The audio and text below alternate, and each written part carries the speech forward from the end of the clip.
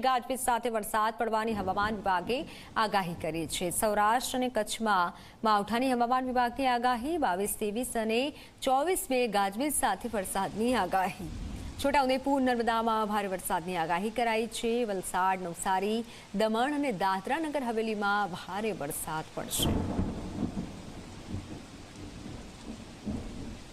अभी जो गुजरात रीजन में 21 से लेकर 25 तक स्कैटर रेनफॉल दिया गया है। इसमें थंडरस्टॉर्म का भी वार्निंग दिया गया है, उसमें लाइटनिंग के साथ। और सौराष्ट्र कच्छ में भी लाइट टू मॉडरेट थंडरस्टॉर्म रहेगा लाइटनिंग के साथ।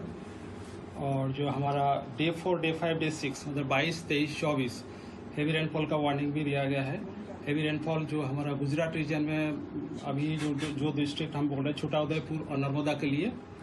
और जो डे 5 में जो 23 मई को जो दिया गया है, ये है आपका वलसाड, नवसारी, दमन एंड दादरा नगर हवेली। तो हवे जोईए मुख्य समाचार।